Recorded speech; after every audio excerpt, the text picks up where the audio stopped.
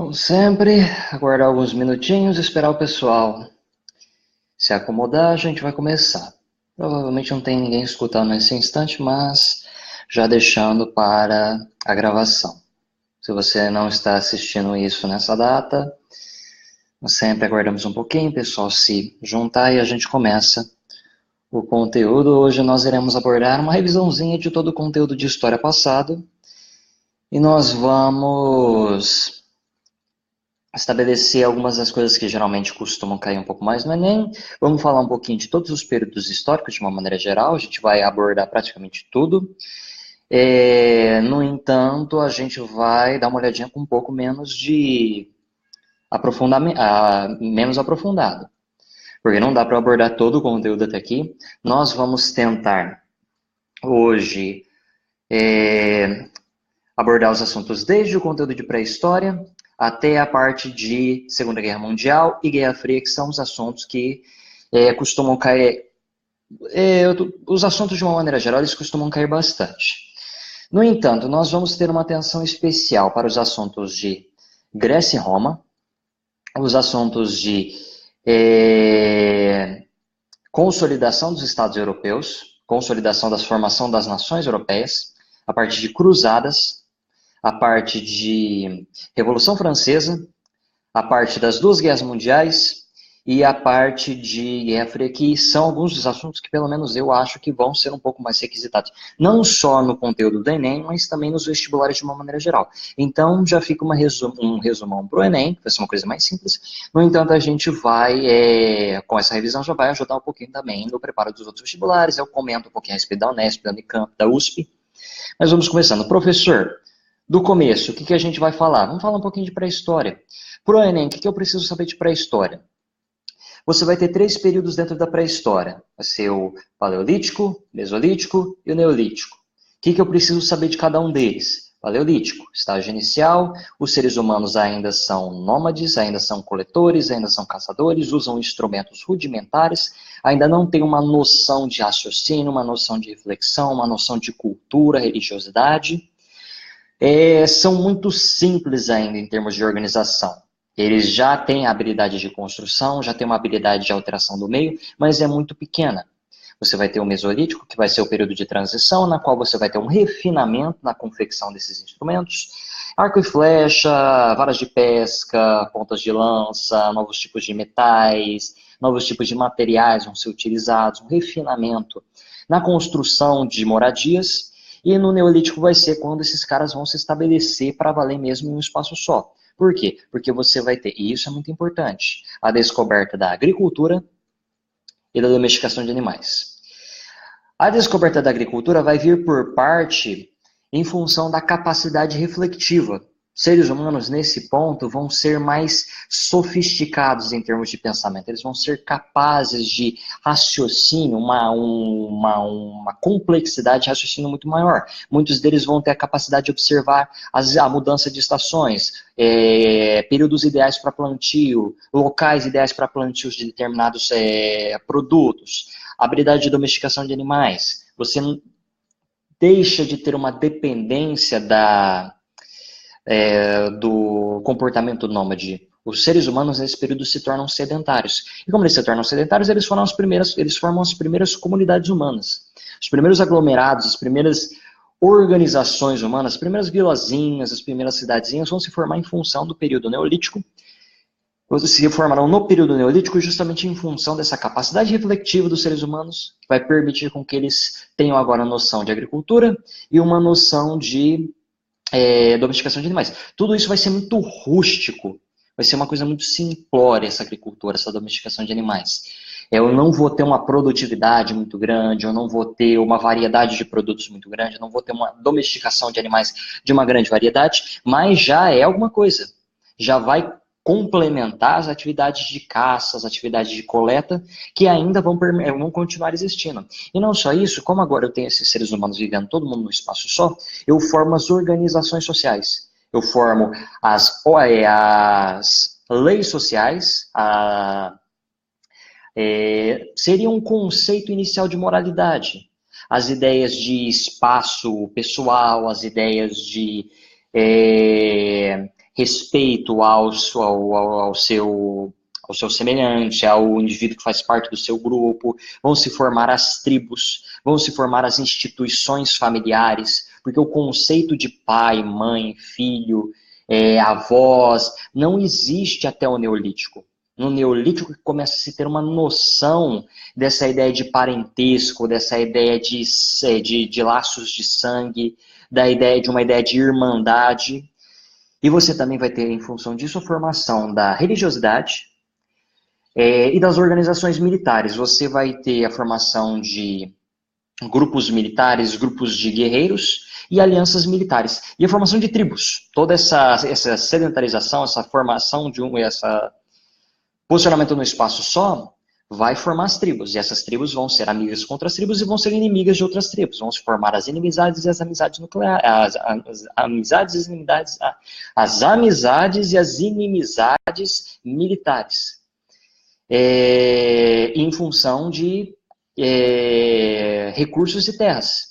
As disputas territoriais e por recursos vão começar durante esse período.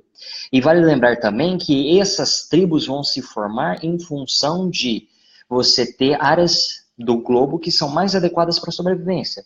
Regiões mais próximas de rios, regiões mais próximas de determinados tipos de alimento, de determinados tipos de animais, de posições estratégicas. Essas características vão fazer com que pessoas, grupos humanos, comecem a convergir para esses espaços. E o fato que essas pessoas vão convergir para espaços comuns vão começar a formar sociedades. Elas vão começar a crescer cada vez mais. E vai ser justamente isso que vai futuramente levar à formação das duas primeiras grandes sociedades na história da humanidade, que será Egito e Mesopotâmia, em função delas serem sociedades que foram formadas à base de rios que garantem uma qualidade de vida muito maior, que no caso do Egito vai ser o Nilo, e no caso da Mesopotâmia vai ser os rios Tigre e Eufrates. E o que vai caracterizar esse período de transição? Por o período pré-histórico para o período histórico? Vai ser justamente a invenção da escrita. Porque uma vez que você tem escrita, você tem registro histórico. Pré-escrita, a gente consegue ter uma noção de como mais ou menos era, em função de construções deixadas, em função de pinturas rupestres, em função de instrumentos que foram deixados, como vasos, armas, utilidades. Dá para ter uma noção, mas eu não consigo ter eu não tenho algo que comprove como era o modo de vida dessas pessoas, como era a rotina dessas pessoas, como essas pessoas se comportavam. Agora, a partir do momento que eu tenho o registro escrito, claro, você tem que ter a capacidade de compreender essa escrita. Mas uma vez que você tem o registro escrito, fica muito mais fácil você ter uma compreensão de como uma sociedade funcionava. E a primeira civilização que vai inventar a escrita serão os sumérios, que inventaram a escrita cuneiforme, que formaram as bases da sociedade mesopotâmia. Mas antes de falar de Mesopotâmia, vamos falar um pouquinho de Egito. Porque as duas são muito próximas. Professor, de Egito e Mesopotâmia, o que eu tenho que saber? O que é uma característica, o que é mais comum eles pedirem em vestibular, no Enem, ou na Unesp, ou na Unicamp? O sistema que rege o comportamento deles, que seria o modo de produção. Modo de produção que foi elaborado por um camaradinha chamado Karl Marx. Modo de produção nada mais é do que um mini resuminho de como cada sociedade funciona. Você tem 4 características que vão ser sempre pertinentes a uma sociedade. Os aspectos políticos, os aspectos econômicos, os aspectos sociais e os aspectos culturais. O modo de produção que caracteriza as civilizações egípcia e Mesopotâmia vai ser o modo de produção asiático. As duas serão exatamente a mesma coisa. A Mesopotâmia vai ter umas particularidades maiores que a gente vai discutir daqui a pouquinho. Mas as duas, de uma maneira geral, do ponto de vista político, é uma teocracia. Ou seja, eu tenho um sistema político na qual quem rege é o líder religioso. O líder religioso agrega as funções de líder religioso, político e militar. Para a população comum, ele é uma representação de Deus na Terra e ele rege sua sociedade com um punho de ferro. Você vai ter a organização dessa política também em torno dos sacerdotes, desse líder religioso, que no faraó vai ser, no Egito vai ser o faraó, e que na Mesopotâmia vai ser a figura do rei, a figura do rei guerreiro, que nós vamos discutir um pouquinho agora. Nós vamos nos focar um pouquinho em Egito. Então, do ponto de vista político, teocracia, sistema político governado essencialmente pela religiosidade. Uma economia Eu tenho comércio, eu tenho a troca de... Eu tenho um comércio principalmente na forma do escambo, na forma da troca de produtos, de bens de consumo, de alimentos, grãos, produtos manufaturados.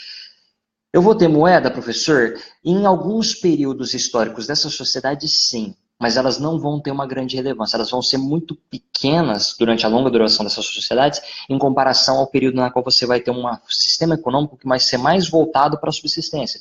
Você vai ter um sistema econômico na qual você vai ter um foco maior na agricultura, na domesticação de animais. Você vai ter comércio? Sim, mas no Egito, principalmente, e em certa extensão na Mesopotâmia também. Os comerciantes, quem vai ser responsável pela troca de produtos, serão funcionários do Estado. Eles serão duramente fiscalizados pelo faraó e pelos seus sacerdotes, pelos membros dominantes da elite política. Então você vai ter, de certa forma, um controle da economia por parte da política. Você não vai ter um sistema livre de economia. Do ponto de vista social, você vai ter uma sociedade organizada em função dessa teocracia. Eu terei no então, de acordo com a sua relevância de importância dentro da religiosidade. Se você é o faraó, você vai estar lá no topo. Aí você vai ter os sacerdotes, você vai ter os escribas, você vai ter os construtores. Então, de acordo com seu importância dentro do núcleo religioso, você vai ocupar um lugar, um destaque maior dentro da política. Você vai ter uma participação dentro da política de membros não religiosos? Muito pouca. Mas o restante da sociedade que não está dentro das estruturas políticas também são organizadas de um ponto de vista em classes sociais. Seria uma espécie de classes sociais, de acordo com a complexidade do trabalho desempenhado por essa pessoa. Você é um construtor naval, você vai ter uma importância maior do que o comerciante, do que o indivíduo responsável pela confecção de potes, pela confecção de armas, pela confecção de estátuas, que vão ser mais importantes que os caras responsáveis pela agricultura. Então você vai ter toda uma sociedade regida, o seu alto escalão político pela religiosidade, e o restante dessa sociedade vai se organizar em função da complexidade da tarefa executada por essa pessoa. E vão ter uma cultura fortemente influenciada por essa questão religiosa.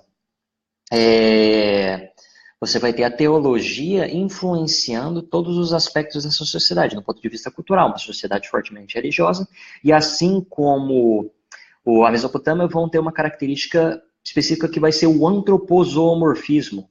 É a mistura de figuras humanas e figuras animais. Você, por exemplo, tem a figura de deuses como Anubis, que tem uma cabeça de cão e um corpo de homem. Você tem Ra, que é uma cabeça de águia e um corpo de homem. Você tem a figura de Horus, que é a figura do olho humano misturado com elementos animais. Então você vai ter toda essa característica de mudança, de mistura de elementos humanos e animais, porque eu ainda não tenho uma compreensão de como o meio natural funciona. Eu não entendo direito como os animais funcionam, como que os seres humanos funcionam, como que as coisas se organizam. Eu não tenho uma noção muito clara. Uma outra característica do modo de produção asiático, uma das características que definem essas duas sociedades, que é uma evolução da pré-história, do Neolítico, vai ser complexos sistemas de irrigação. Ambas essas sociedades serão formadas e moldadas à margem dos rios, e em função disso elas vão desenvolver sistemas de diques, sistemas de irrigação, sistemas de inundação, plantio à margem dos rios. Você vai ter uma complexidade muito maior e, consequentemente, uma produtividade muito maior dentro da agricultura em comparação ao período neolítico, que também vai ser uma das características principais dessas duas sociedades. Então, para resumir essas duas sociedades, são duas sociedades teocráticas na parte política. A sociedade inteira, todo o aspecto político é organizado em função da religião. No topo eu tenho ou o faraó no Egito ou o rei guerreiro na Mesopotâmia. Do ponto de vista econômico, eu tenho a existência de comércio, mas esse comércio é muito controlado, muito regulamentado pelo governo, por essa teocracia. E uma sociedade e uma cultura que são organizadas em função dessa religiosidade. Uma sociedade que tem suas classes sociais estabelecidas de acordo com o grau de complexidade da sua tarefa, e uma cultura fortemente ligada à religiosidade.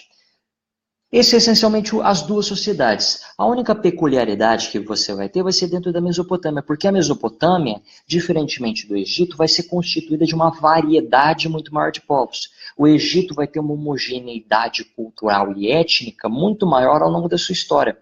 Em contrapartida, a Mesopotâmia vai ser constituída dos sumérios, dos acádios, dos babilônios, dos assírios, dos caldeus e dos persas. Eu tenho uma variedade muito grande de povos. Esses povos vão operar de uma maneira geral, de uma maneira muito próxima. Alguns, e cada um vai ter sua peculiaridade. Os sumérios, a peculiaridade deles vai ser que eles estabeleceram as bases do que vai ser a sociedade mesopotâmia. As bases culturais, as bases linguísticas, as bases governamentais, as bases de organização. No entanto, eles vão ter uma característica diferente do restante das sociedades que vão ocupar esse espaço, que vai ser a ausência de uma unidade política. Eu vou ter várias vilazinhas localizadas na região da Mesopotâmia, e cada uma dessas vilazinhas vai ter seu próprio líder político, seu próprio líder religioso, que vai ser a mesma função essencialmente. Os primeiros caras que vão invadir os espaços sumérios vão ser os acádios. Os acádios vão vir nesse espaço e a característica comum deles, que vai diferenciar eles do resto, é que eles pegaram todo esse sistema fragmentado de administração política e juntou tudo. Agora eu tenho uma unidade política, eu não tenho mais várias vilazinhas caracterizadas por cada uma ter sua própria organização política. Não, agora eu tenho um espaço só que é organizado por um líder político e religioso só. Esse líder político e religioso passa a criar uma imagem própria, um pouco diferente da do faraó. O faraó tinha uma figura muito de divindade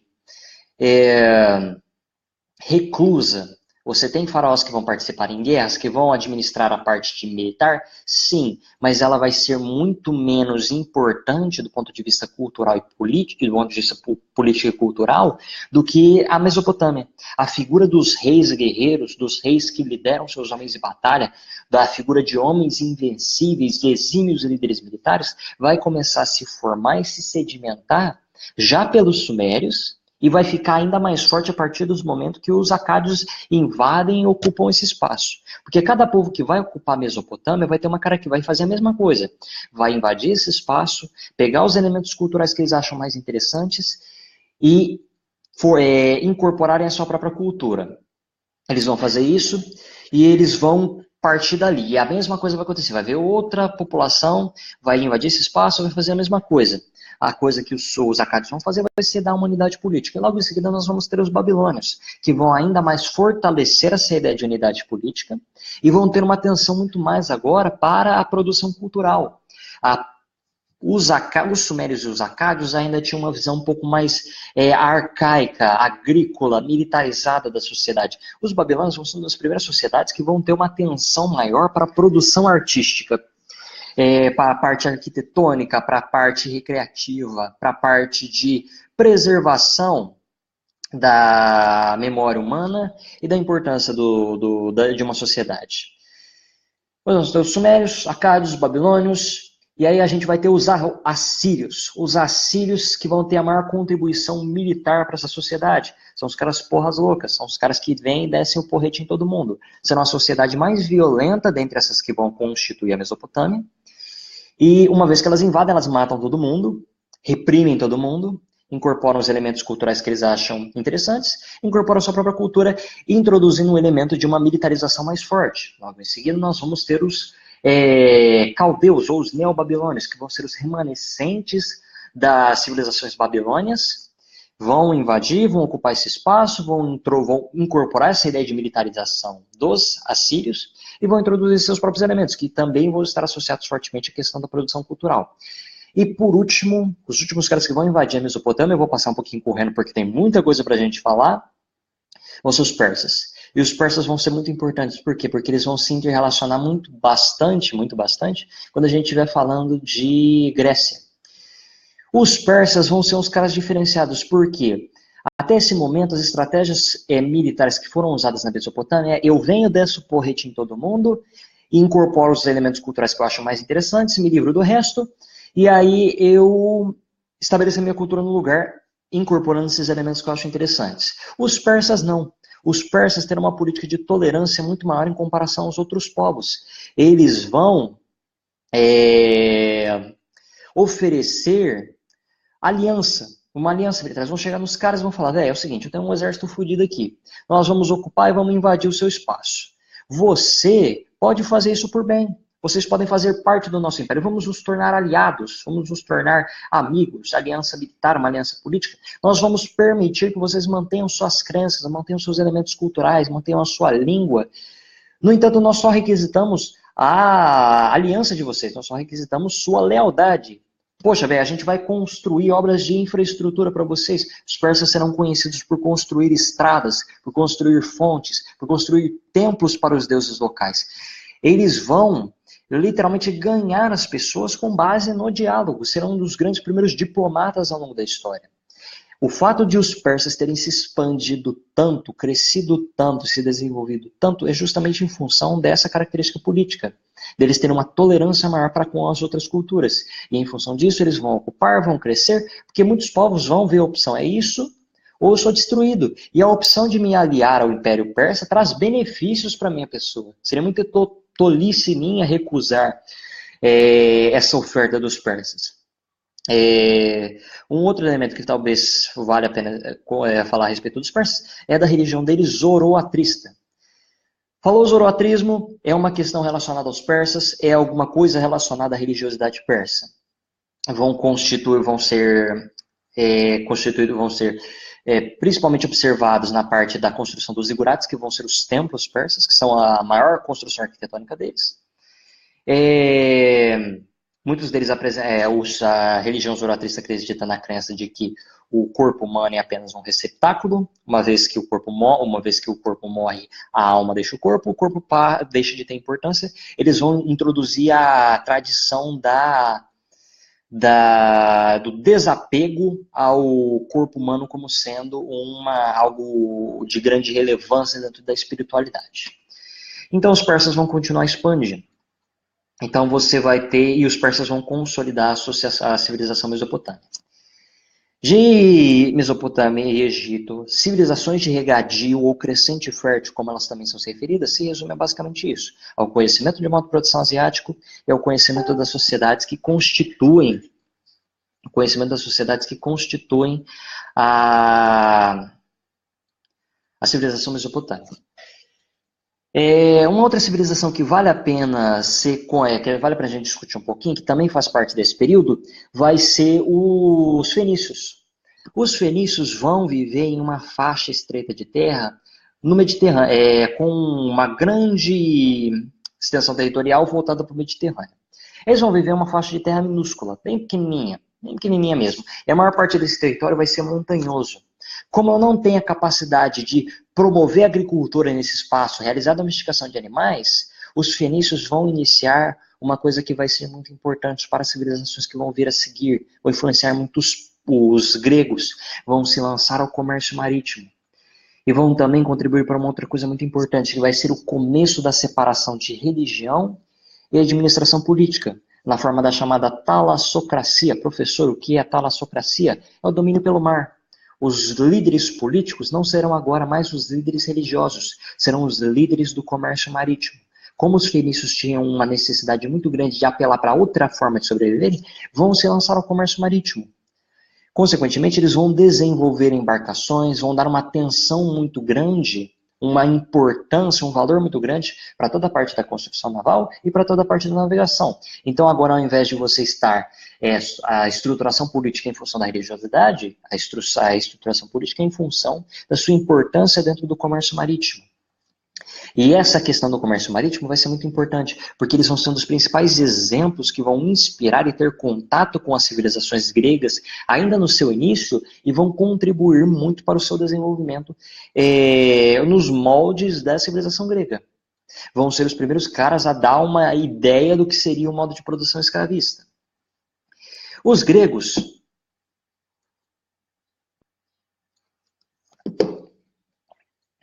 vão ser... A história grega vai ser dividida em 5 períodos.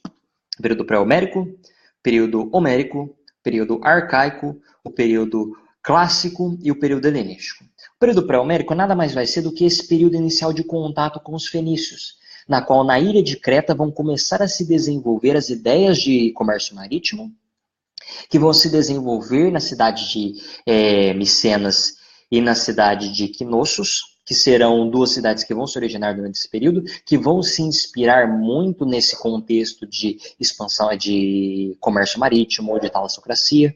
O período pré-homérico essencialmente vai ser o estabelecimento das bases da civilização grega, pegando emprestado todas as ideias que você tem da talassocracia que foi estabelecida pelos fenícios.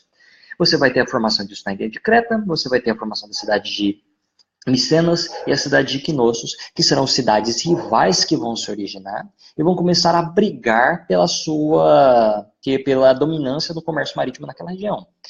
Você vai ter vários povos que vão constituir essa civilização, que serão os aqueus, os jônios, aqueus, eólios e dórios. Os jônios, aqueus e os eólios vão ser os caras que vão vir e vão constituir essas sociedades, na ilha de Micenas, na ilha de Creta, em Micenas, Knossos, e aí você vai ter os dórios.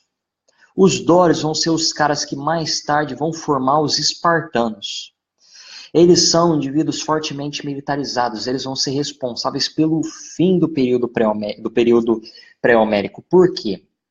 Eles vão expulsar esses povos que estão mais na região insular, na região de ilhas no sul da Grécia, para cima, para a região mais continental da Grécia. Vão literalmente empurrar os caras na força mesmo. Você vai ter uma grande diáspora desses povos, esses territórios, essas regiões vão ser ocupadas pelos povos dórios até a região do Peloponeso, que é onde vai se estabelecer mais tarde a cidade de Esparta, que vai nos levar ao período homérico. O período homérico vai ser o período na qual você vai ter o estabelecimento do sistema de genos. Genos nada mais é do que o sistema de organização familiar. Como muitas dessas pessoas, as cidades de Micenas, de Knossos, a ilha de Creta foram desintegradas em função dessa invasão dos dórios, você vai ter agora uma simplificação, um retrocesso do avanço que você tinha antes.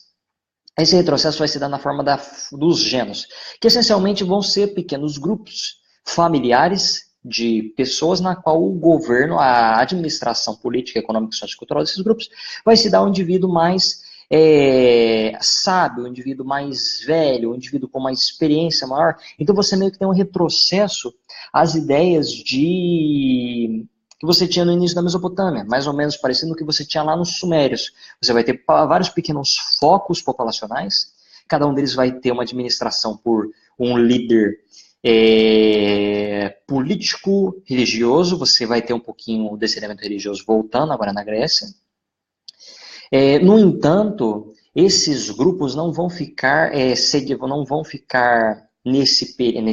nessa organização durante muito tempo. Esses grupos de gênero vão crescer, vão se desenvolver e a tal ponto eles vão levar à formação das cidades-estado. No período arcaico, uma vez que o período arcaico se organiza, uma vez que você chega no período arcaico, você tem a organização desses grupos de gêneros na chamada cidades-estado. Cidades-estado nada mais vão ser do que ou polis, vão ser pequenas cidades, cada uma é responsável pela sua própria organização política. Você não tem uma unidade central de governo. E com isso você vai ter o estabelecimento de um modo de produção escravista. O modo de produção escravista, na qual você tem uma política que não está diretamente associada ao controle religioso. A religiosidade existe.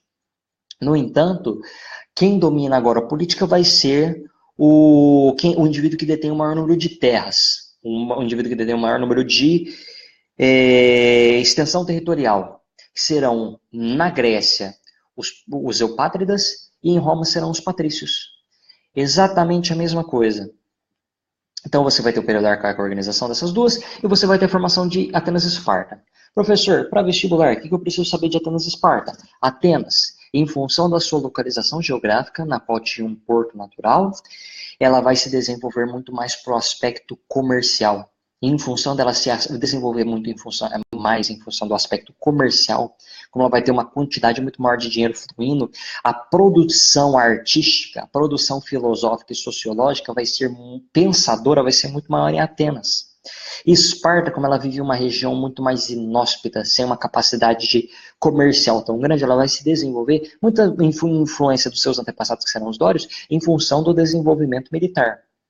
Serão duas cidades de maior influência nos seus respectivos espaços, e que terão sua importância, respectivamente, Atenas e Esparta, em função do seu poderio econômico, em função do seu fortíssimo desenvolvimento militar. Uma diferença que tem é que a administração política em Atenas vai ser em função do domínio territorial por parte dos eupátridas e em Esparta vai ser em função do domínio militar. Os líderes militares de maior destaque vão ser os caras que realmente vão administrar a parte política de uma vez. E uma outra diferença que Atenas e Esparta, em Esparta as mulheres terão um papel na administração política muito maior em comparação a Atenas, que vai ser praticamente inexistente. Por quê? Porque você tem uma sociedade de guerreiros em Esparta. Os homens estão fora de Esparta durante muito tempo, então você precisa de alguém para administrar politicamente Esparta. Quem é a pessoa, quem serão os indivíduos de maior confiança para administrar Esparta da maneira como os homens vão ver como mais adequado serão as esposas desses grandes generais, esses grandes líderes militares. E ambos, tanto os homens quanto as mulheres, serão treinados, serão conduzidos, serão educados desde a infância para serem o melhor possíveis nesses papéis. Logo em seguida você vai ter o período clássico, na qual você vai ter o início do processo expansionista persa, na qual você vai ter um temor por Atenas e Esparta, que elas vão perder a influência política sobre a Grécia, caso você tenha a expansão persa. Você vai ter as chamadas guerras médicas, na qual você vai ter a disputa inicial entre Esparta e os persas. E aí você vai ter uma coisa interessante em Atenas. Atenas você vai ter agora um desespero muito grande, porque eles não têm um desenvolvimento militar como Esparta tinha. Então agora eles vão precisar investir muito dinheiro no desenvolvimento militar, e como eles investem muito no desenvolvimento militar muito maior agora, você vai ter uma abertura política, porque muitos dos membros do exército vão querer influência política. E logo em seguida muitos dos membros dos cidadãos também vão querer uma influência política muito maior. E isso vai começar a levar a uma influência política maior para uma abertura política dentro de Atenas, em comparação com o que você tinha anteriormente. Você vai ter o estabelecimento da Liga de Delos, que vai ser a liga militar formada por Atenas, que vai se juntar aos espartanos e expulsar os persas. No entanto, você agora vai ter uma disputa interna, que vai ser a disputa entre os espartanos e os atenienses pela qual vai ser a polis que vai ter a maior interferência política dentro da Grécia. A Esparta estabelece sua própria liga militar, que vai ser a Liga do Peloponeso. A Liga do Peloponeso e a Liga de Delos brigam, enfraquecem política, econômica, social, cultural e militarmente a Grécia. Vem a Macedônia e domina aquele espaço inteiro. Logo em seguida nós vamos ter Roma. Roma vai ter muitas características muito próximas, vai ser exatamente, praticamente, essencialmente, formalmente a mesma coisa entre Grécia e Roma. Roma vai ter 3 períodos, no entanto: um período de monarquia, um período de república e um período de império. O período inicial de monarquia vai ser caracterizado pela ocupação inicial por povos latinos. Esses povos latinos vão formar a monarquia desse espaço. Como eles foram os primeiros caras a ocuparem, vão ser o grupo étnico dominante e culturalmente dominante, eles vão formar nesse espaço a sua pequena monarquia. Logo em seguida vai haver um outro grupo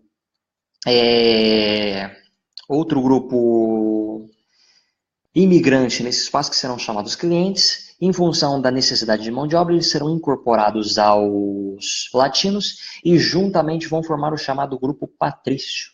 Os grupos patrícios nada mais serão do que os eupátridas, o equivalente dos eupátridas. Vão ser os caras que ocuparam primeiro aquele espaço. Em função de ocuparem primeiro aquele espaço, vão ser os grupos familiares que vão deter a maior quantidade de terras, e como eles detêm a maior quantidade de terras, vão ser os caras que vão ter a influência política.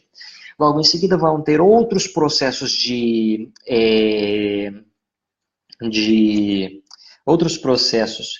de imigrações para esse espaço, de movimentações humanas.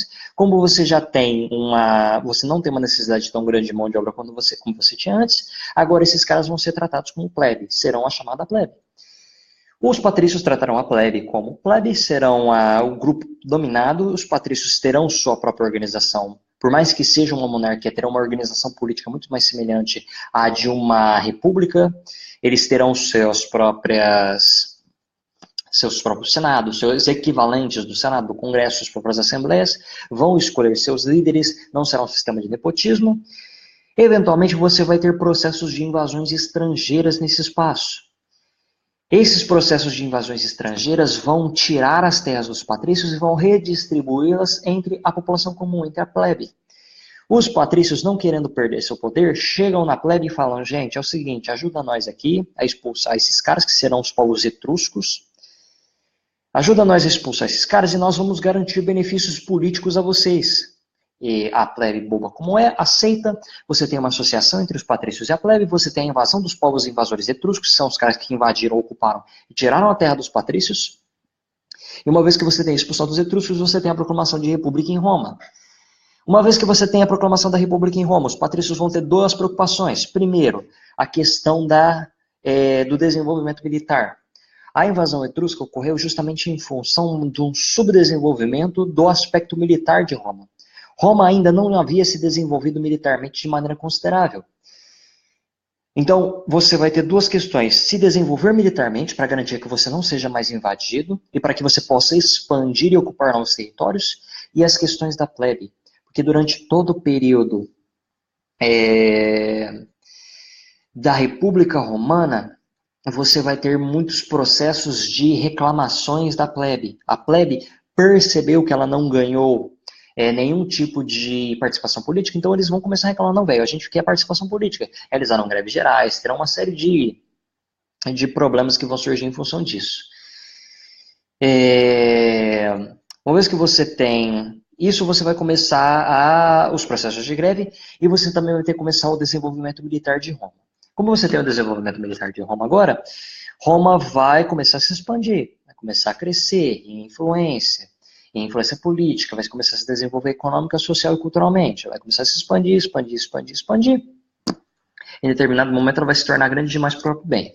E nesse período você vai tendo as revoltas dentro da plebe. Você vai ter inicialmente, uma vez que vai ter a proclamação da República, vai ter a eleição dos tribunos da plebe, que serão essencialmente 2 representantes da plebe no Senado, e esses caras vão fazer por valer a vontade da plebe, que é porcaria nenhuma, vão ser só uma mentira para garantir que você tenha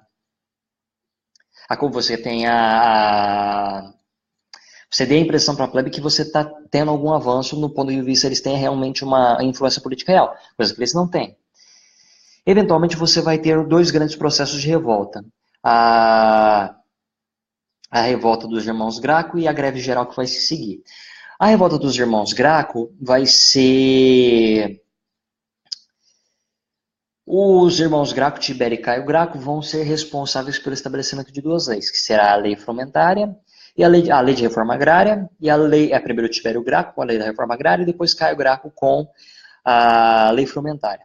A lei da reforma agrária é justamente a tentativa de promover a reforma agrária. Muitos dos patrícios não vão gostar disso, porque eles dependem do domínio territorial para manter seu controle político, vão matar ele. Aí vem Caio Graco, fala, é o seguinte, lei fromentária, que é garantir uma produção de trigo para a população pobre, até que é uma disponibilidade, uma reserva de trigo para a população pobre, para que eles possam sobreviver até que eles consigam produzir nas próprias terras. Também será assassinado, vai dar início aos processos de greve geral. Você vai ter agora um grande distúrbio dentro de Roma. Entra em vigor o sistema de triunviratos. O sistema de triunviratos nada mais vai ser do que um sistema de 3 governos. Você vai ter o primeiro triunvirato, que vai ser constituído de 3 governantes. O principal deles vai ser Júlio César. Júlio César, grande líder militar, grande líder político, vai assumir o controle, uma vez estabelecendo o triunvirato, vai derrotar seus adversários e vai estabelecer uma ditadura, um sistema ditatorial na qual ele vai se declarar imperador de Roma, vai se declarar César.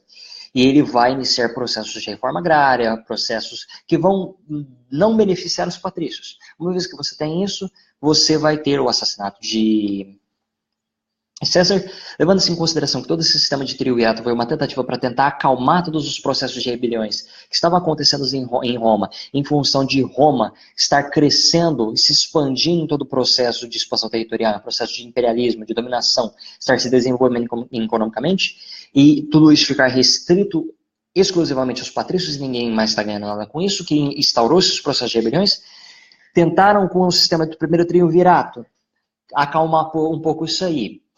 Júlio César assume, ele consegue organizar Roma, ele consegue apaziguar as pessoas. Júlio César tem uma aprovação popular muito grande. Eles matam ele por quê? Porque eles estavam promovendo políticas que estavam causando prejuízos aos patrícios. A população entra em um outro processo de histeria, você vai ter um segundo triunvirato. Esse segundo triunvirato vai ter como principal membro Otávio, o que vai eventualmente se tornar imperador, que vai fazer a mesma coisa que Júlio César fez, vai derrotar seus dois outros adversários. Eu não vou entrar muito nessa parte política, só saibam que Júlio César é um dos principais nomes do primeiro triunvirato, estabeleceu sua ditadura, pisou na torta dos patrícios, foi assassinato, aí você vai ter um segundo triunvirato, e esse segundo triunvirato vai conseguir organizar Roma e vai estabelecer agora um sistema de império. Por quê? Porque durante esse período, Roma cresceu muito. No prosseguir da República Romana, ao passo em que você estava tendo todos esses processos de rebelião da plebe, os patrícios tinham ganhos econômicos, territoriais e militares muito grandes, a tal ponto que isso vai se tornar um problema mais tarde, vai ser uma das principais razões para a queda de Roma. Então você vai ter a queda de Roma, você vai ter o estabelecimento do Império Romano uma vez que você tem o segundo triunvirato. Inicialmente vai estar dando tudo certo, vai ter o período chamado Pax Romana, na qual tudo vai ser dominado, a Roma vai se tornar o maior império do mundo moderno. No entanto, uma vez que você passa a histeria da Pax Romana, você vai ter as crises do século III. Essencialmente, você agora vai ter um período de gastos muito grandes com as políticas de pão e circo. Você vai ter uma expansão territorial muito grande. Como você expandiu territorialmente muito grande, e você não alterou as estruturas políticas que são responsáveis pela organização de Roma, você agora não tem capacidade de administrar esse território todo. É um território muito grande, é um território na qual eu não posso cobrir tudo, eu não posso preservar todas as minhas regiões de fronteiras, e eu não tenho como administrar todos esses territórios, então eu vou ter contínuos processos de invasões bárbaras nessas regiões. Eu vou ter a crise do escravismo, na qual eu vou ter a libertação dos escravos, numa tentativa de fazer com que eles paguem impostos, porque agora você vai ter um endividamento muito grande do governo romano, em função de todas as práticas do pão e circo, os gastos com as expansões romanas, e agora você vai ter os gastos com a manutenção desses territórios dominados. E como você não expande mais, você não está coletando novas riquezas a cada dia, você gasta muito para manter esses territórios, você gasta muito para manter a política do pão e circo, você começa a criar dívidas. Não só isso, mas como agora a maior parte das populações começa a se concentrar nos ambientes urbanos, você tem uma disponibilidade muito grande de gente no meio rural, você tem muito pouca gente produzindo alimento. Isso vai criar uma crise alimentícia muito grande. Isso vai causar uma elevação no preço dos alimentos, que vai causar uma diminuição na disponibilidade de alimentos, que vai aumentar o preço, que vai fazer com que o governo tenha que gastar mais para controlar o processo inflacionário, que por sua vez vai precisar com que eles cobrem mais impostos da população. Isso vai gerar processo de revolta e vai continuando até levar processo total de desintegração de Roma. Do processo de queda de Roma, vocês precisam saber de 3 imperadores principais que tiveram uma grande importância na tentativa de conter isso aí, que vai ser o Diocleciano, que vai ser o imperador que vai tentar a lei do preço máximo e a lei da reforma agrária, a lei do preço máximo, que é controlar o preço dos alimentos, e a reforma agrária para tentar estimular as pessoas a irem para o campo para produzir alimentos de uma maneira que eu consiga diminuir o preço dos alimentos e diminuir todo esse processo inflacionário que está levando aos gastos governamentais, para que eu diminua um pouco os impostos, para que aí eu pare um pouco desse processo de revolta que está acontecendo. Não vai dar certo. Aí você vai ter Constantino que vai estabelecer a criação de Constantinopla, que vai ser o Império Romano do Oriente, que vai ser a continuidade de Roma, nós vamos falar brevemente a respeito disso, que essencialmente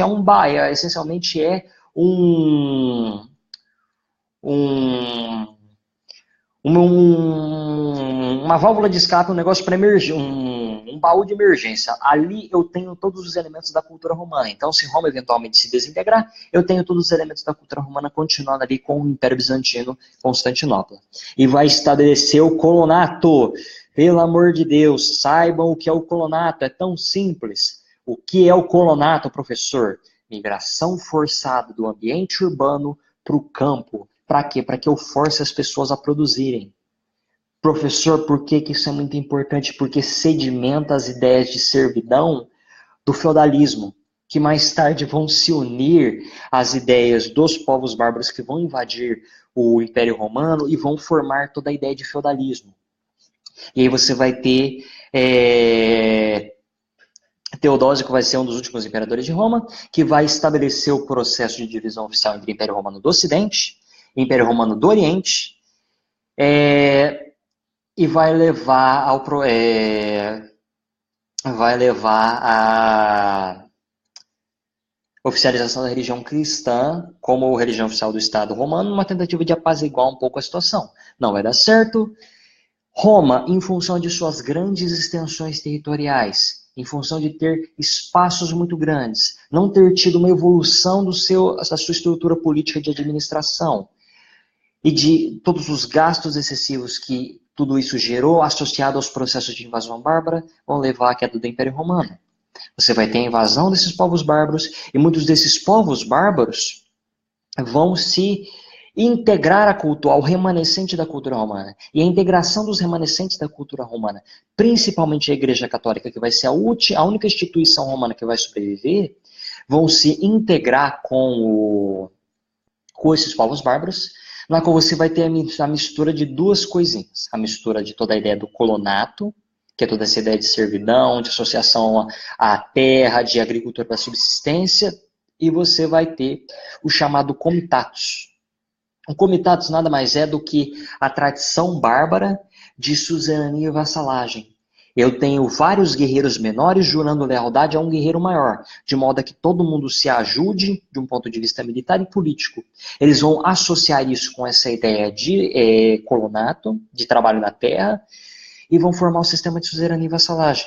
Porque os povos bárbaros já têm mais ou menos um sistema feudal. Eles terão os guerreiros que vão ser responsáveis pela administração política, e eles terão a população comum que serão responsáveis pela produção de alimentos. Você vai ter exatamente a mesma coisa, que vai se iniciar a partir do processo de conversão de vários desses líderes bárbaros à religião cristã, e com esse processo de conversão vão começar a formar os primeiros senhores feudais, que vão estabelecer as bases do que vai ser o sistema de suzerania e vassalagem. Vai começar com Cláudio Meroveu, que vai ser o primeiro líder tribal que vai se converter à religião católica, e ele vai começar a expandir-se dentro do continente europeu, espalhando a ideia de cristandade, a ideia de religião cristã, e já formando a ideia de suzerania e vassalagem. Por quê? Porque ele vai ser um guerreiro de grande destaque, que ele terá os seus subordinados, os seus guerreiros menores, e ele vai distribuir terras entre os seus guerreiros menores, e esses guerreiros menores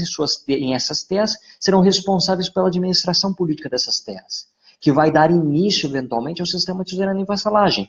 Não vai ser uma coisa que vai explodir com o Clovis do Meroveu, mas vai explodir com um dos seus descendentes, que vai ser Carlos Magno.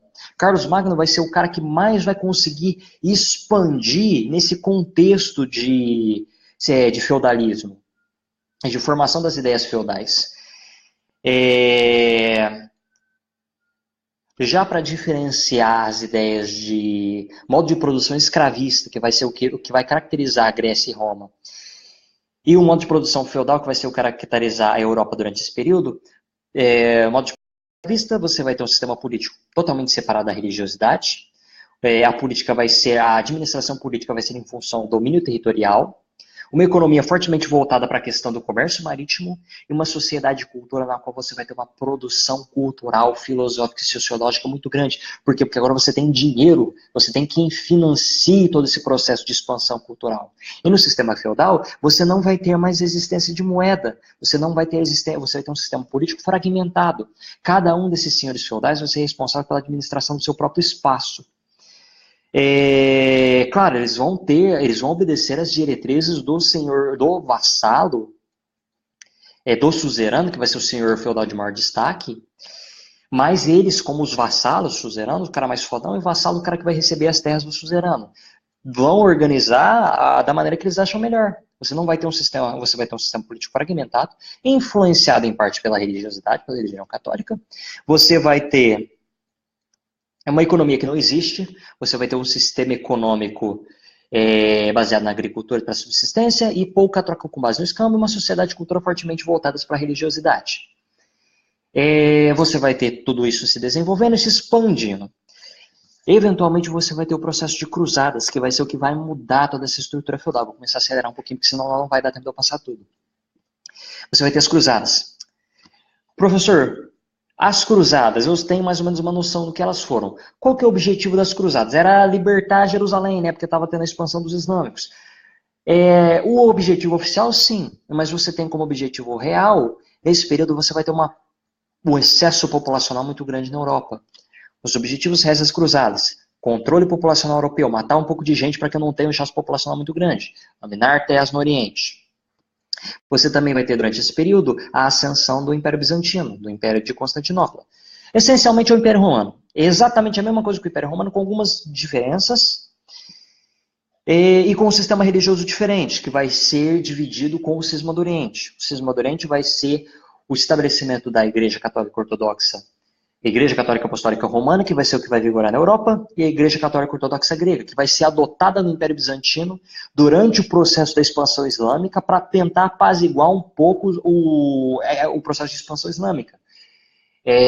Numa tentativa de, ao não cultuar imagens religiosas, apaziguar um pouco a expansão islâmica, que não aconteceu. Na verdade, as cruzadas tiveram início, o conceito inicial das cruzadas foi em função do pedido de ajuda do Império Bizantino ao papado para ajudar, ajuda nós a conter esses muçulmanos, a coisa está ficando pior. Mas mais tarde evoluiu para esse processo de controle, depois estabelecer um controle populacional europeu e dominar terras no Oriente, que vai sair pela culata. Por quê? Porque muitos dos caras que vão para o Oriente Médio voltam com a ideia de comércio, uma perspectiva de crescimento. E eles vão reintroduzir toda a ideia de comércio dentro da Europa, no chamado renascimento comercial urbano. Esse renascimento comercial urbano vai ser o restabelecimento do comércio na Europa, a formação das companhias de ofício, das corporações de ofício, primeiro as corporações europeias, restabelecimento de rotas comerciais, restabelecimento da cunhagem de moedas, restabelecimento da formação de centros urbanos, que não existiam nesse período. Então você vai ter o comércio novamente voltando à Europa. E com o comércio você vai ter a formação das nações europeias. Eu não vou entrar nos pormenores disso aí, porque eu quero abordar um pouquinho alguns assuntos um pouco mais lá para frente. Você vai ter a formação dos 4 países europeus, em função disso, que vai ser Inglaterra, França, Portugal e Espanha.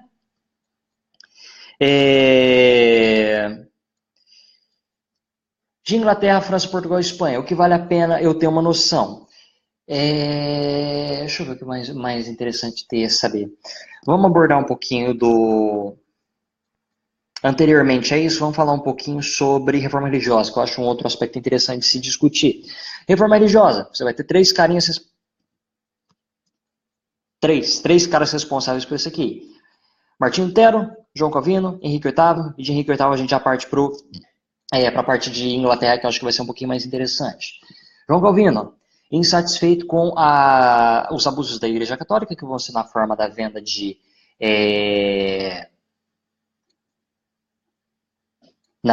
produtos religiosos, você vai ter agora uma comercialização da religiosidade. Martinho Lutero era um cara um pouco mais radical dentro desses conceitos de religiosidade. Ele vai estabelecer suas 95 teses, vai quebrar com a Igreja Católica. Ele vai ter um apoio muito grande dos príncipes daquela região da Alemanha, da região da Germânia, porque a Alemanha ainda não existe. Você vai ter um apoio muito grande desses caras, porque eles querem quebrar com a influência religiosa do catolicismo. Em função disso, você vai ter o estabelecimento de uma religiosidade da Igreja Luterana, que vai ser muito mais próximo das ideias de protestantismo, porque Martinho Lutero não vai ter um problema tão grande com a parte burguesa e comercial como a Igreja Católica vai ter. Você vai ter um apoio muito grande dos grupos protestantes, dos grupos comerciantes burgueses de Martinho Lutero. E Martinho Lutero vai ser um cara muito responsável pela reorganização da igreja, de uma maneira já na nossa região. Vai incentivar mais o aspecto do contato das pessoas com a Bíblia, do contato das pessoas com a religiosidade de uma maneira geral, incentiva a leitura para a compreensão da Bíblia, que cada pessoa tenha a sua própria interpretação, uma coisa um pouco mais aberta, em um contato maior do que em comparação à Igreja Católica tinha. João Calvino e Henrique VIII vão ter uma importância maior do ponto de vista político e econômico. Por quê? Porque João Calvino vai estabelecer a ideia de predestinação. A ideia de que se você nasce plebeu, você morre plebeu, e você nasceu rico, você nasce rico, você nasceu pobre, você morre pobre. E disso vai surgir-se a ideia entre os seguidores de João Calvino, a ideia de que o indivíduo que trabalha, o indivíduo que ocupa a sua cabeça com trabalho, vai ser muito mais difícil dele pecar, e portanto ele terá uma receberá uma mensagem de Deus, e ele saberá se ele realmente vai para o céu ou para o inferno. E a partir disso, um carinha chamado Max Weber vai estabelecer uma coisinha chamada ética protestante. A ética protestante é um manual do capitalismo. É a valorização divina do trabalho. Isso aí, mais tarde misturado com o chamado liberalismo econômico de Adam Smith, vai formar as bases modernas do capitalismo. Henrique VIII vai ser muito importante, ele vai romper com a Igreja Católica, porque ele, na verdade, queria confisco das terras e dos bens da Igreja Católica e limitação da influência dela na Inglaterra. Precisa de um pretexto, quero me divorciar, eles não vão deixar, beleza, vou romper com vocês. Rompo com a Igreja Católica, estabeleceu a Igreja Anglicana. Henrique VIII vai ser um dos principais caras responsáveis pela modernização e pela ascensão econômica na Inglaterra, para que mais tarde ela se transforme em uma das principais potências econômicas mundiais. Você vai ter o estabelecimento do sistema de enclosures, que nada mais é do que a desapropriação de terras, criação de espaços para a criação de ovelhas. Essas ovelhas vão produzir lã, mais tarde serão utilizadas para a produção de tecido, que serão muito vantajosas mais tarde, quando você tiver a primeira Revolução Industrial. E quando você tiver a primeira Revolução Industrial, você vai ter a produção industrial em massa de tecidos. A Inglaterra vai obter o monopólio desse espaço. Beleza. O Henrique VIII vai ser um dos membros da dinastia Tudor, que vai ser um dos principais responsáveis pela organização econômica da europeia. Um outro grande nome de destaque vai ser Elizabeth I, que vai ser filha de Henrique VIII e vai... Não lembro se é filha ou sobrinha, mil perdões. Você vai ter a criação da marinha inglesa, a prática do curso, a organização e incentivo ao desenvolvimento econômico e industrial. Você vai ter o trono passado da dinastia Stuart, que é muito fortemente ligado ao catolicismo, vai quase ferrar com tudo. Mais tarde você vai ter as revoluções puritana e gloriosa, que respectivamente é uma revolução burguesa, e a revolução que vai estabelecer a monarquia parlamentar, que vai limitar o poder do rei. Antes disso, na Inglaterra, anteriormente a tudo isso, um outro fator que é muito importante, quando ela ainda era regida por senhores feudais, você vai ter o estabelecimento de uma coisa chamada Carta Magna, que vai ser a limitação do poder do rei. Tudo que o rei quiser decidir vai ter que passar antes pelos seus senhores feudais de maior confiança. Naquele ponto você já tem a limitação do poder do rei, porque eles sabem que se você deixar o rei à solta, vai dar merda. Então você vai, aos poucos, limitando o poder de rei e passando o poder para um parlamento, para um outro grupo de indivíduos que não estão associados unicamente à monarquia, que vai culminar mais tarde na formação da monarquia parlamentar, que vai ser um dos fatores que vai levar a Inglaterra a se desenvolver comercial e economicamente tanto como ela se desenvolveu. Dentro da França, que é um outro país que eu acho um pouco importante, seria interessante ressaltar a respeito da sucessão de reis a partir de Luís XIII. Luís XIII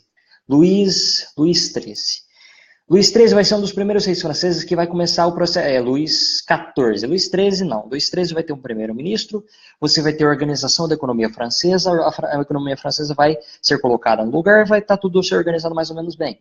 Mas a partir do momento que Luís XIV, que vai ser o cara que vai te falar, o Estado sou eu, você vai ter a França começando a se desencadear e começando a gastar dinheiro. Você vai ter uma sucessão de reis que vão gastar muito com farra, festa e putaria.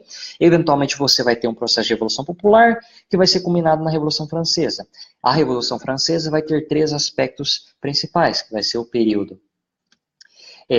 da Assembleia Nacional Constituinte e da Assembleia Legislativa, que vai ser a burguesia, os girondinos, a alta burguesia, os jacobinos, a baixa burguesia, que você vai ter o período inicial de revolução.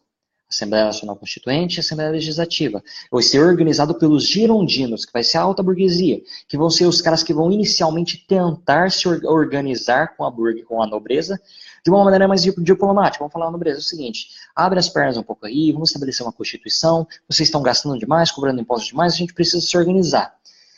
Eventualmente você vai ter uma revolta da nobreza, você vai ter uma revolta do clero, você vai ter a tentativa de fuga de Luís XVI, que vai culminar em um processo de radicalização da Revolução, que vai levar ao processo da Convenção Nacional, liderada pelos jacobinos, que serão o grupo burguês da baixa burguesia, que serão mais radicalizados. Os girondinos vão se sentar à direita, os jacobinos vão se sentar à esquerda, aí origina-se a ideia de uma direita mais burguesa, que leva em consideração a questão da diplomacia com os grupos dominantes da sociedade, e uma esquerda mais radical, ligada a processos revolucionários.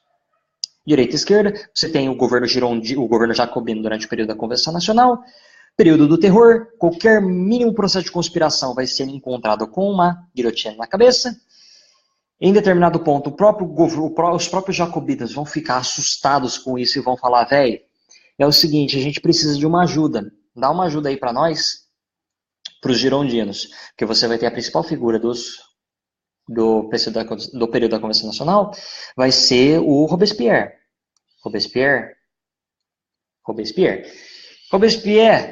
vai ficar muito louco com o poder. Tão louco que ele vai começar a matar membros dentro do grupo jacobino e do grupo girondino. O grupo jacobino vai buscar o auxílio dos girondinos, vão falar: vamos nos livrar desse cara, mata o Robespierre e estabelece um período diretório. O período do diretório vai ser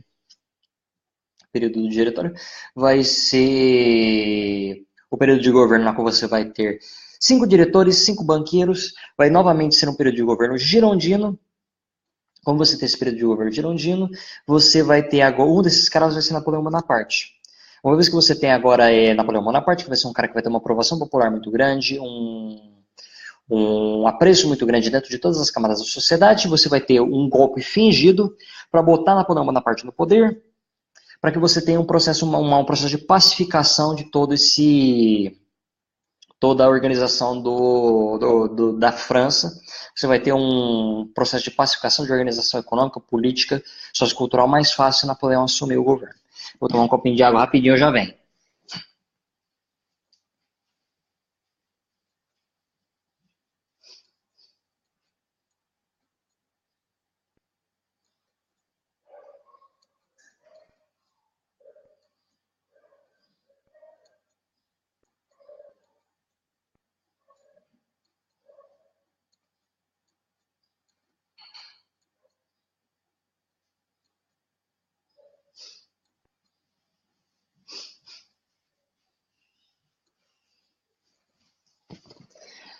Beleza, professor, de Napoleão Bonaparte. O que eu preciso saber de Napoleão Bonaparte?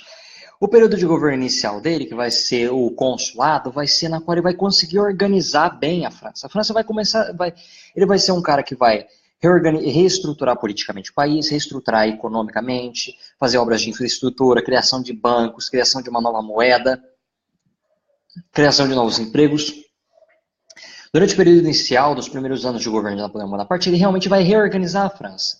Ele vai reorganizar a França de uma maneira tão boa que, eventualmente, ele vai estabelecer um plebiscito perguntando para a população se eles desejariam que Napoleão Bonaparte fosse seu imperador, que é a desculpa que ele quer para começar a expandir os territórios franceses. Ele tem um interesse muito grande em expandir os territórios franceses. Por quê? Eu quero peitar a Inglaterra. A Inglaterra, durante esse período, está fazendo o primeiro processo de revolução industrial. Eles têm um monopólio do comércio econômico mundial, principalmente a produção industrial de tecidos.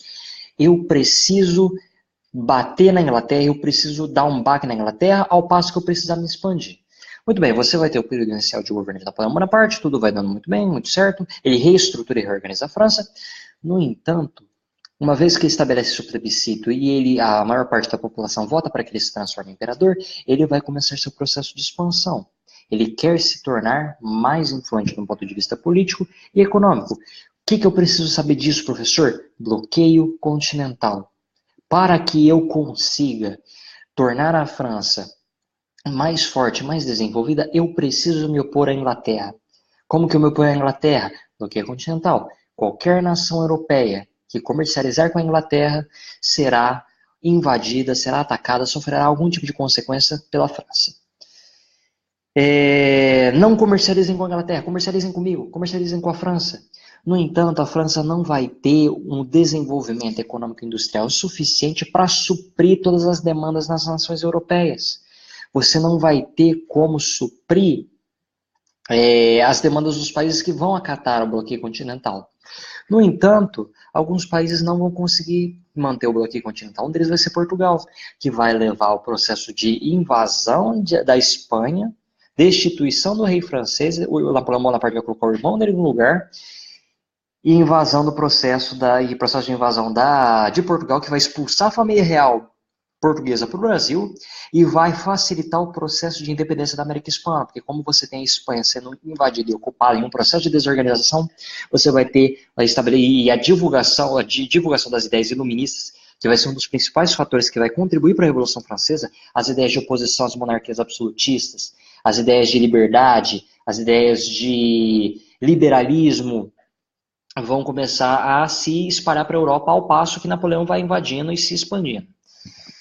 No entanto, Napoleão Bonaparte vai para a Rússia no inverno. Ele não foi no inverno, foi antes do inverno. Ele pensava que ele conseguiria dominar todo o continente, o espaço russo, antes do inverno russo. Foi para a Rússia, perdeu todos os seus homens, se enfraqueceu, as outras nações europeias caíram em cima dele. Eventualmente, Napoleão Bonaparte perdeu o poder, foi destituído. E você tem o fim da experiência napoleônica. Uma vez que você tem o fim da experiência napoleônica, você vai ter o Congresso de Viena, que é muito importante. O Congresso de Viena vai ser a tentativa de retornar tudo como era antes. Restabeleçam as monarquias absolutistas. Professor, o que são as monarquias absolutistas? São as monarquias que se formaram quando você teve o renascimento comercial e urbano. Como você tem agora a quebra do feudalismo, você vai ter agora todo o poder como você precisa para que eu tenha o elemento comercial de novo na Europa, que volta com o renascimento comercial urbano que veio com as cruzadas, com a fragmentação e o fim do feudalismo. Você vai precisar agora de um espaço territorial muito grande que obedeça às mesmas regras, que eu tenha uma padronização de leis, uma padronização de impostos, uma padronização de comércio, que vai se formar na ideia das monarquias absolutistas. Só que vai criar muitos problemas, porque ter todo o poder na mão de uma pessoa só cria os problemas, como essa pessoa fazer gasto com festa, farra e putaria, que vai ser o que vai acontecer na França. A Inglaterra viu isso acontecer antes e já estabelece, já estabelecemos a Carta Magna. Ora, já estabelecemos a monarquia absolutista. Nosso rei não vai fazer merda nenhuma. Quem governa é o primeiro-ministro e o parlamento agora. Então você vai ter uma tentativa com o Congresso de Viena de voltar tudo como era antes. Mas não vai dar certo. Muitas das nações europeias não vão acatar a isso. A expansão de Napoleão Bonaparte e a disseminação das ideias iluministas já fez o estrago. Você não vai ter, muitas das nações agora vão começar a adotar os sistemas de monarquias parlamentares, os sistemas de repúblicas, e em função disso, em função dessa expansão iluminista, expansão de ideias liberais, e uma tentativa do Congresso de Viena de restabelecer tudo isso, que vai acabar fragmentando alguns territórios, você vai levar agora os processos de unificação na Europa. Os processos de unificação, dentre eles, dois principais nações, que vai ser Itália e Alemanha. De reunificação da Itália e da Alemanha, o que eu preciso saber? Os dois vão ser organizados em torno de uma monarquia parlamentar. Na Itália, em torno do reino sardo-piemontês, que vai ser o reino de maior destaque. Você vai ter o primeiro-ministro do reino sardo-piemontês tentando organizar todo o restante da Península Itálica em torno de um espaço só. E ele vai fazer isso, eventualmente, com a ajuda de Giuseppe Garibaldi. Eles vão unificar a Itália em torno de uma ideia de monarquia parlamentar, em função de poderio militar, vão pegar os vários territórios fragmentados e unificar todo mundo em torno do reino sardo-piemontês. O reino sardo-piemontês vai ficar responsável pela organização política, em torno de uma monarquia parlamentar. A mesma coisa com a Alemanha. A Alemanha você vai ter um processo de unificação em torno da figura do Otto von Bismarck, da figura do Kaiser, que vai ser o rei, o imperador alemão, e a figura de Otto von Bismarck, que vai ser o primeiro-ministro responsável por todo esse processo de unificação. Professor, por que esse processo de unificação é importante saber os detalhes? Se vocês puderem, saibam. Mas o que é mais importante vocês saberem do processo de unificação é o que isso vai gerar. Quais são as consequências desse processo de unificação? Que vai ser o aumento da disputa imperialista no continente europeu. Como agora eu tenho novas nações se formando dentro do continente europeu, essas nações começam a fazer seus próprios processos de revolução industrial. Eu tenho agora um segundo processo de revolução industrial acontecendo, e várias nações europeias estão passando por esse processo. Você vai ter uma disputa imperialista muito grande entre as nações europeias. A Alemanha já vai começar a dominar territórios, vai incorporar a Áustria, vai incorporar a Dinamarca, vai incorporar a Áustria, vai começar a peitar a França, vai começar a ficar de estranhar com os restantes do continente europeu. Nesse período você vai ter a partilha da África e da Ásia. Você vai ter a divisão artificial do continente africano e as influências sobre as nações asiáticas que já existem, principalmente na Índia e na China por parte da Inglaterra. Eu já cansei de explicar para vocês os problemas que isso causa, eu não vou entrar em muitos detalhes aqui, mas se eles eventualmente perguntarem qual que os problemas que isso causa. Divisão artificial causa uma merda sem tamanho. Por quê? Porque você não deixa que essas nações desenvolvam naturalmente suas fronteiras, você coloca grupos inimigos próximos, grupos rivais, grupos inimigos próximos, grupos aliados separados, limita o acesso de determinadas populações a recursos minerais que eles naturalmente precisam, dá uma merda sem tamanho. O que é importante saber disso?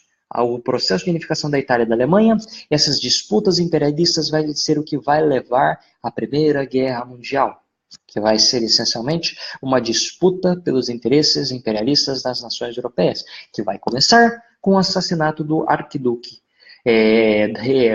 Francisco Ferdinando, herdeiro do Império Austro-Húngaro. Se possível, eu vou passar um videozinho para vocês que explica bastante isso aí de uma maneira bem interessante. Mas o assassinato do arquiduque Francisco Ferdinando, herdeiro do Império Austro-Húngaro, foi criado por um separatista, foi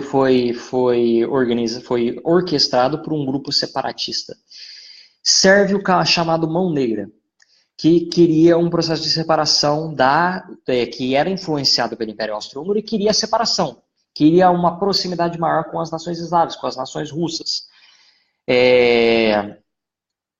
Você vai ter o assassinato do Francisco Ferdinando, a Áustria vai ter a desculpa que ela queria para começar uma guerra, porque a Áustria agora é aliada dos alemães. Você vai ter a Tríplice Entente, os alemães, o Império Austro-Húngaro, o Império Turco-Otomano e a Tríplice Aliança que vai se formar mais tarde, a gente vai discutir. Vai ser Inglaterra, França, Itália, Rússia e Estados Unidos que vão se organizar uma vez que você tiver o início da Primeira Guerra Mundial, que vai se iniciar com o assassinato do arquiduque Francisco Ferdinando. Que é a desculpa que eu quero para que eu comece uma guerra e eu comece a me expandir em função desses interesses imperialistas. O Império Austro-Húngaro quer fazer uma investigação na Sérvia. Eles acreditam que a Sérvia esteve envolvida com o assassinato do Francisco Ferdinando, mas não. A única coisa que aconteceu foi que esse grupo terrorista matou ele e vai ser utilizado como disputa pelos austro-húngaros para começar um processo de guerra. Os sérvios não permitem que isso aconteça, que haja esse processo de investigação. Você tem o início oficial da Primeira Guerra Mundial, que você vai ter inicialmente o dispara seu sistema de alianças, você vai ter a Rússia declarando aliança à Sérvia, você vai ter a França declarando aliança ao Império Austro-Húngaro, você vai ter o Império Austro-Húngaro, os alemães e os turco-otomanos se juntando de um lado só, e conforme o passar da guerra acontece, você vai ter a entrada da França, você vai ter a invasão da Bélgica, que vai ser uma nação neutra que vai levar a entrada dos ingleses, e eventualmente você vai ter a destruição de navios americanos que vai levar a entrada dos Estados Unidos já no finalzinho da guerra. O que eu preciso saber, professor? Processo de expansão dos alemães na França. Vai ser o início da Guerra de Trincheiras. Eles vão entrar por um espaço na Bélgica, que vai levar a Inglaterra a entrada na guerra, e eles vão conseguir invadir uma região desmilitarizada dentro da França. Só que, eventualmente, eles vão chegar num stop, vão cavar suas regiões de trincheiras para defender suas posições, seus ganhos territoriais, e vão ficar lá naquele espaço até praticamente o fim da guerra. Uma ideia muito esperta que você vai ter durante o período da Primeira Guerra Mundial também vai ser o processo de manutenção de dois frontes de guerra. Você vai ter o fronte ocidental E você vai ter o fronte oriental. A manutenção desses dois frontes vai ser o que vai causar o desgaste da Entente. Eles vão eventualmente se ver desgastados. Mas outro fator que também é importante se discutir durante esse período vai ser a saída da Rússia durante o período de 1917. Por quê? Eu vou estar tendo a Revolução Russa e vamos abordar rapidamente o processo de Revolução Russa. Até o processo de Revolução Russa, você vai ter a Rússia vivendo sobre o sistema czarista, que é essencialmente o sistema essencialmente o rei russo. A Rússia é muito atrasada em comparação ao restante da Europa. Você ainda tem um sistema essencialmente feudal acontecendo em muitas regiões da Rússia. Então você vai ter o czar Alexandre II e Alexandre III tentando um processo de modernização da Rússia. Você vai ter um processo de modernização, de investimento em desenvolvimento econômico, industrial, militar, mas vai ser muito tardio. E muito do dinheiro que vai vir para o investimento nesse espaço vai ser o investimento vindo da Inglaterra e da França, que mais tarde vai segurar esses caras na Primeira Guerra Mundial. Morrem Alexandre II e morre Alexandre III. Entra o czar Nicolau II, vai tentar continuar esse processo de abertura econômica, de desenvolvimento econômico e industrial. Nesse processo de abertura econômica e política, você vai ter, começam-se a disseminar-se ideias de socialismo, ideias de comunismo, que começam a formar os bolcheviques, os soviéticos, que vão ser os soviéticos serão os sindicatos, os bolcheviques e os mencheviques, que são respectivamente o grupo mais radical e o grupo mais moderado dentro dos partidos comunistas, dentro do Partido Comunista, dentro das ideias dos grupos comunistas socialistas dentro da União Soviética. Uma vez que você vai ter a manutenção da Rússia na Primeira Guerra Mundial pelo czar Nicolau II, porque ele não consegue tirar a Rússia da Primeira Guerra. Ele vai abdicar, eventualmente, na Revolução de fevereiro de 1917. Por quê? Porque ele tem fortes laços econômicos, militares e familiares com a Inglaterra e com a França. Ele mantém a Rússia na guerra, eventualmente ele vai sofrer uma pressão política tão grande que ele vai ser forçado a abdicar. Vai se eleger um governo parcialmente burguês e parcialmente nobre. Só as duas coisas que a Rússia mais odeia durante esse período. Eu falei União Soviética agora há pouco, peço perdão, é Rússia. Vai estabelecer um governo burguês com o liberal Kerensky e um governo parcialmente nobre com o príncipe Ivlov. Eles não tiram a Rússia da Primeira Guerra. Você vai ter uma continuidade dessa briga política dentro da União Soviética. Essa continuidade de briga dentro da União Soviética vai levar à Revolução de Outubro de 1917, na qual você vai ter processos de greve geral, disputas militares entre o Exército Vermelho, que vai ser comunista, socialista, e o Exército Branco, que vai ser dos remanescentes nobres e burgueses dentro da Rússia. Você vai ter a vitória do Exército Vermelho, a vitória dos comunistas, dos socialistas. Você vai ter um tratado realizado com os alemães. Você vai ter a saída da Rússia da guerra em 1917 e a Rússia começa a se organizar em torno das ideias do socialismo. Uma vez que você tem a morte de Vladimir Lenin, você vai ter Trotsky e Stalin. Trotsky queria sair pelo mundo fazendo revoluções socialistas, Stalin queria se fechar dentro da União Soviética e começar a organizar o socialismo ali dentro. E vai ser Stalin que vai se prevalecer. Mas mesmo que você tenha o fim do fronte ocidental, do fronte oriental, durante o período da Primeira Guerra, a Alemanha, a Entente já tinha se desgastado demais. Como ela já tinha se desgastado demais, você vai ter os aliados conseguir sufocar os alemães e a Alemanha vai levar a culpa porque eles começaram a guerra. A Entente, de uma maneira geral, vai sofrer muito, muito com isso, mas você vai ter a assinatura do Tratado de Versalhes, que é essencialmente todas as imposições que vão ser feitas sobre a Alemanha em função de causar a Primeira Guerra Mundial. E você vai ter nesse período o posto de principal potência mundial mudando da Inglaterra para o continente europeu. Para o continente europeu não, mudando da Inglaterra para os Estados Unidos. Os Estados Unidos não tiveram guerra no seu território, vão contribuir para a reestruturação econômica e para a reestruturação militar e de infraestrutura da Europa, e a Europa vai começar a perder suas grandes colônias, que elas estavam mantendo já há muito tempo. Vai ter o período entre guerras, um período de muita tensão, na qual um cara chamado Adolfinho vai começar a estabelecer algumas ideias. Nesse período, após o final da Primeira Guerra Mundial, você vai estabelecer na Alemanha a chamada República de Weimar. que vai ser uma república na qual teria um presidente, um chanceler e uma assembleia. O chanceler vai ser responsável pelo executivo, a Assembleia vai ser responsável pelo Legislativo e o presidente vai ser responsável pelo restante pela administração política. Você vai ter um ódio muito grande, um sentimento de amargura, de revolta muito grande dentro da Alemanha. Vai ser um sentimento que vai existir também dentro da Itália um pouco, em função das perdas que eles sofreram com a Primeira Guerra Mundial, por mais que eles tenham sido parte dos aliados durante esse período da Primeira Guerra Mundial. Nesse período começam a se desenvolver as ideias nazifascistas. Não vou entrar em muito detalhe, eu tenho uma live no meu perfil falando sobre a ascensão dos sistemas nazifascistas, que serão sistemas militaristas, serão sistemas nacionalistas, serão sistemas totalitários que vão se desenvolver dentro da Itália, da Alemanha e certa extensão na União Soviética com o totalitarismo, mas com a economia planificada do sistema socialista com o Stalin. Você vai ter a existência de um totalitarismo também. Agora, esses sistemas vão se alimentar, vão se organizar em função desse sentimento de amargura, desse sentimento de humilhação, desse sentimento de repúdio dentro da Alemanha e dentro da República de Weimar, porque muitos membros da República de Weimar, você vai ter um ódio muito grande direcionado à República de Weimar e aos principais membros da elite econômica e política da Alemanha durante esse período, que serão os judeus.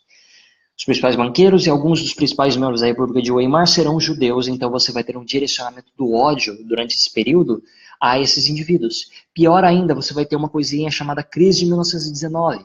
Todos os países que terão uma dependência muito forte dos Estados Unidos durante esse período, que serão todas as nações europeias no pós-Primeira Guerra Mundial, sofrerão muito com isso, principalmente a Alemanha. A Alemanha já alimentava esse sentimento de absoluto repúdio e agonia. Você vai ter o fortalecimento do Partido Nazista em função desse sentimento. Em 1933, Adolf Hitler vai estabelecer o posto de chanceler dentro da Alemanha. Misteriosamente, o presidente Hindenburg morre. Hitler, então, estabelece o seu plebiscito, falando: população alemã, vocês querem que eu seja seu presidente? Hitler vai ser estabelecido como presidente. Por quê? Porque o Partido Nazista tem uma aprovação popular muito grande e a Alemanha está gritando e implorando por uma guerra, para que os maus da Primeira Guerra sejam feitos certos, para que a Alemanha reconquiste sua glória. Beleza. Eu tenho em 1933, Hitler assume, em 1922 eu tenho assume o governo da Itália Benito Mussolini, com as ideias totalitárias, fascistas, começa a se desenvolver esse sistema de alianças novamente. Então você vai ter a associação do eixo da Itália, da Alemanha, que eles têm características político-econômicas muito próximas, e você vai ter a entrada do Japão. Por que o Japão, professor? Porque o Japão tem uma política imperialista no restante da Ásia inteira. Eu tenho o Japão querendo exercer um imperialismo dentro de todo o Sudeste Asiático.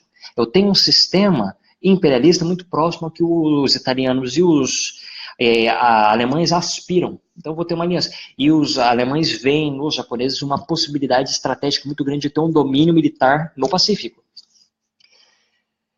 Durante esse período, eu tenho a assinatura do Tratado do Pacto de Não Agressão, na qual Stalin e Hitler, que se odiavam muito, se encontram e dividem a Polônia.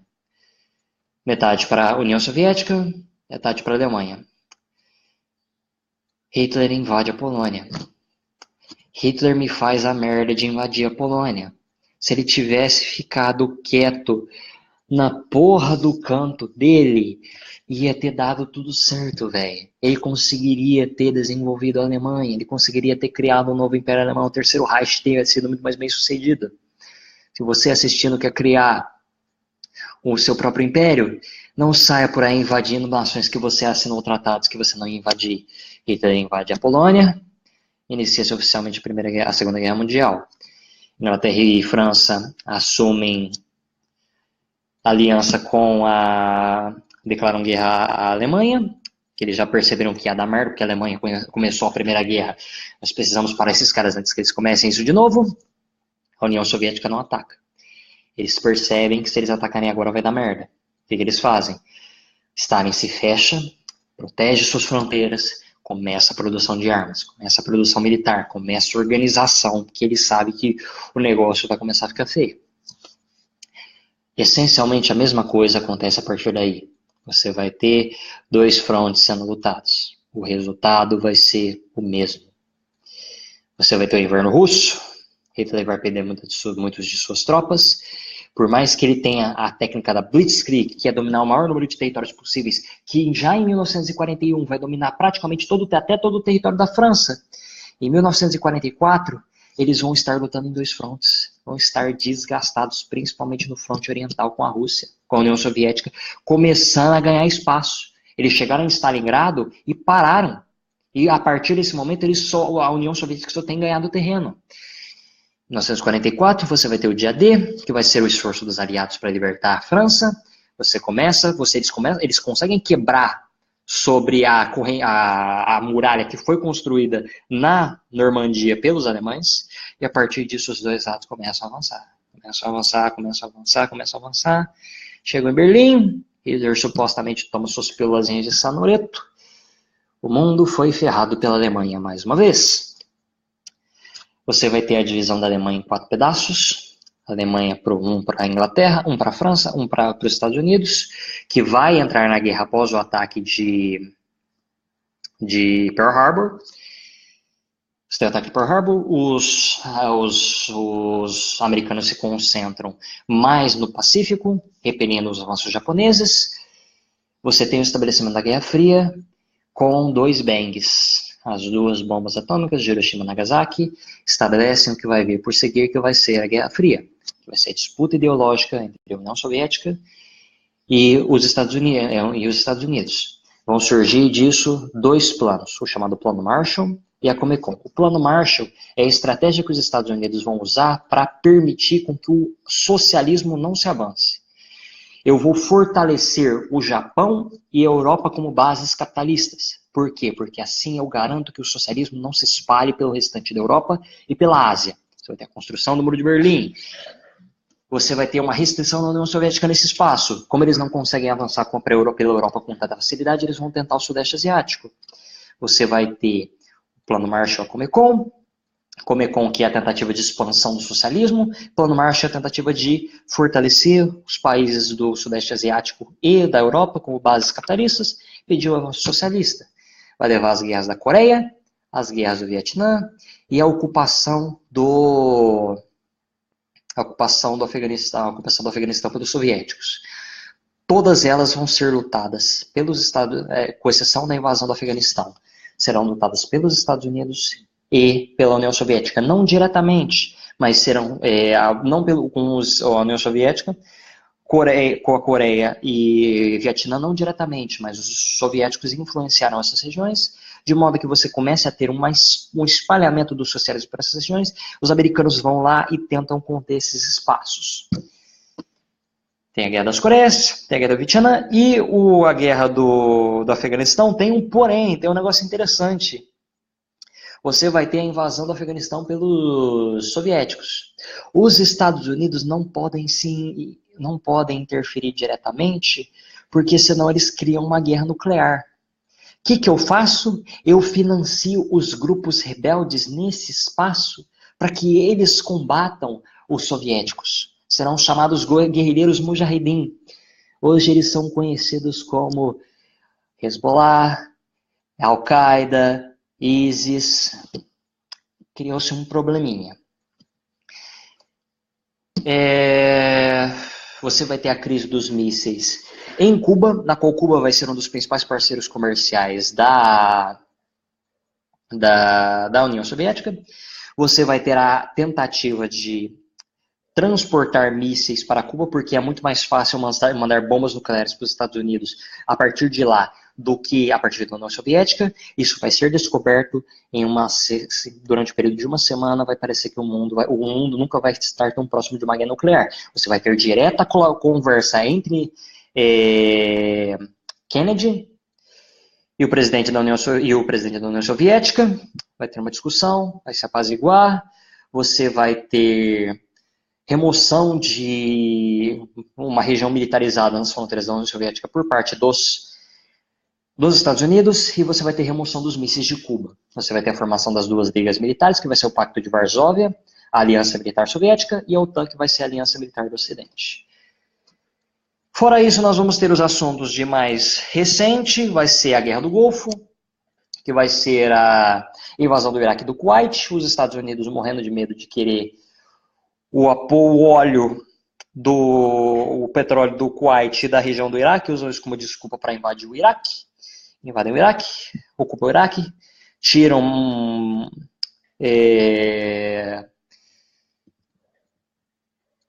Nossa Senhora, me foi agora. Tiram o ditador que está em Saddam Hussein do poder e deixam aquela região instável. Botam um governo fantasma e começam a incorporar o óleo daquela região. Em 11 de setembro de 2001, você vai ter os ataques terroristas, que vai ser utilizado pela administração Bush como uma desculpa para ocupar a região do Oriente Médio, sob questão de influência política, econômica dos postos de petróleo. E ao final da Segunda Guerra Mundial, você vai ter a criação do Estado de Israel, em função do Holocausto, e fortemente financiada pelos Estados Unidos, porque Israel nada mais é do que uma base capitalista, de uma base americana, no Oriente Médio. É um forte aliado dos Estados Unidos no Oriente Médio, de forma que facilite o escoamento de petróleo. Gente, é o que dá. O professor está cansado. Se alguém tiver alguma dúvida, eu não vou me aprofundar muito mais nos assuntos. 1h30, velho. Eu passei a história da humanidade inteira para vocês da maneira que eu consegui. Eu espero que vocês tenham gostado. Eu espero que seja útil para vocês. Um ótimo Enem, uma ótima prova, um ótimo tudo para vocês. Quem não for ver mais, quem não for ir mais para o cursinho, vamos, por favor, a gente vai discutir um pouco mais esses últimos assuntos que a gente ainda não terminou de discutir muito bem, para vocês já terem uma noção.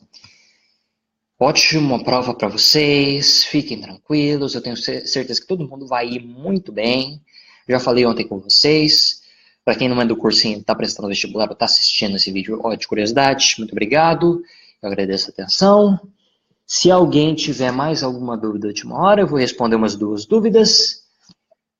É isso, gente. Eu espero que vocês tenham gostado, espero que tenha sido útil, espero que eu não tenha confundido mais a cabeça de vocês. Se vocês quiserem saber um pouquinho mais a respeito de nazifascismo, que eu acho que é um assunto que vai cair bastante em vestibulares esse ano, eu tenho um vídeo específico falando sobre o processo de ascensão do nazifascismo no meu perfil aqui no Facebook. Se vocês tiverem interesse, fiquem à vontade. Bom, se ninguém tiver mais nada a falar, eu vou terminar por aqui. Muito obrigado. Uma boa noite. Uma boa prova. Tudo de bom. Tchauzinho.